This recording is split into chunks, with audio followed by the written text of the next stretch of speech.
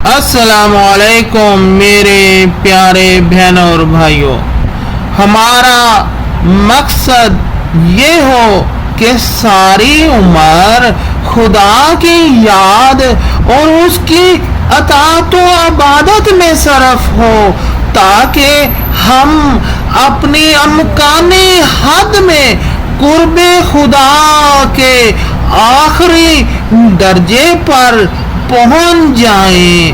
کیا یہ ممکن ہے کہ خدائے قادر کی اطاعت کے اسلحے کے بغیر ہمارا قافلہ اس پر خطر راستے سے سلامتی کے ساتھ منزل تک پہنچ جائے؟ دلوں کی شفا حضور قلب کے ساتھ عبادت کی بجا آوری میں ہے۔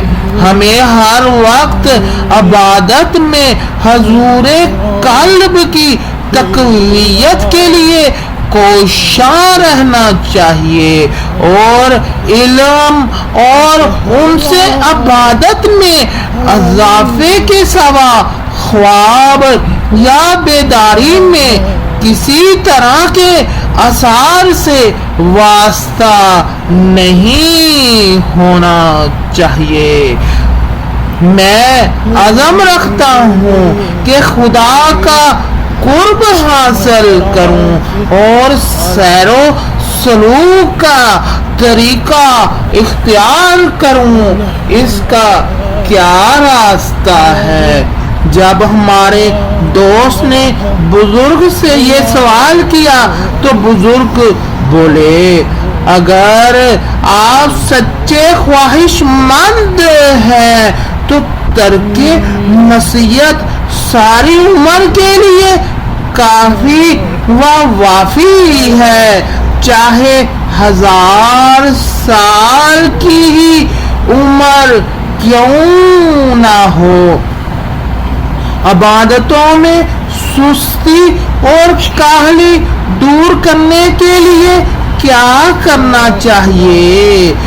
جب ہمارے ایک اور دوست نے بزرگ سے یہ سوال کیا تو بزرگ گویا ہوئے، بسم اللہ عشاء کے اوقات میں مستحبی عبادتوں میں مشغول رہے اور سستی کے اوقات میں صرف واجبات پر اکتفا کرے۔ نظر و قسم کے ساتھ اخلاقی عزائم کرتا ہوں، کچھ عرصے بعد ہی میرا عزم سست پڑ جاتا ہے اور میں شکست کھا جاتا ہوں، بتائیے کیا کروں؟ جب ہمارے ایک اور دوست نے بزرگ سے یہ سوال کیا تو بزرگ گویا ہوئے، بسم اللہ، اگر 1 منٹ بھی خود کو خدا کی یاد میں پائیں تو اختیاراً خود کو اس حالت سے الگ نہ کریں اور غیر اختیاری غفلت کو اہمیت مت دیں۔ دعا قبول ہونے کی شرط معصیت کا ترک کرنا ہے، کبھی مصلحت تخیر میں تو کبھی زیادہ بہتر سے تبدیل کر دینے میں ہوتی ہے۔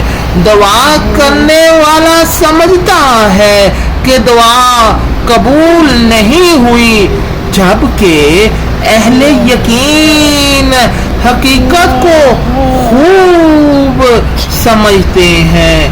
ایسے افراد کے ساتھ نشست و برخاست رکھیے جن کو دیکھتے ہی خدا کی نیز اس کی اطاعت کی یاد میں پڑ جائیے، نہ کہ ایسے افراد کے ساتھ جو معصیتوں کی فکر میں رہتے ہیں اور انسان کو یاد خدا سے روک دیتے ہیں۔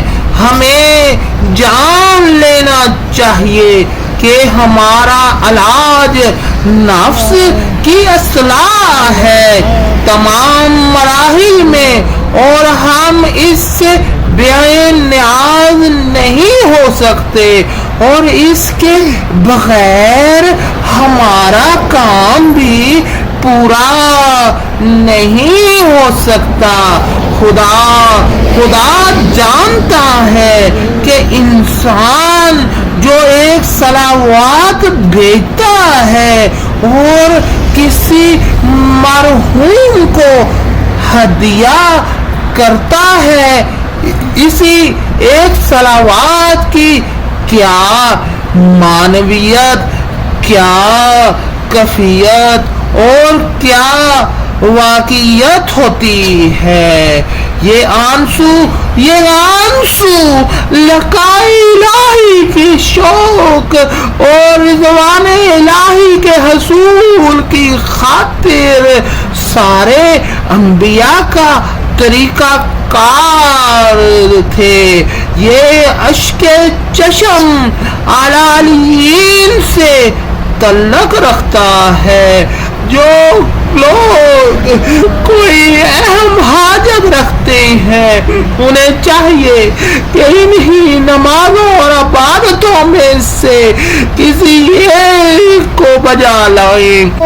حاجت کے لیے ذکر کی گئی ہے، اور اگر وہ اطمینان اور وثوق حاصل کرنا چاہیں اور اپنی حاجت کو بغیر کسی شک و شبہ کے پانا چاہیں تو اس بات کی طرف دھیان دیں کہ نماز و دعا اور طلب حاجت کے بعد سجدے میں جائیں، اور سجدے میں جا کر پوری کوشش کریں کہ مکھی کے پر کے برابر ہی صحیح ان کی آنکھ نم ہو جائے، کہ یہ اس بات کی علامت ہے کہ کام ہو گیا۔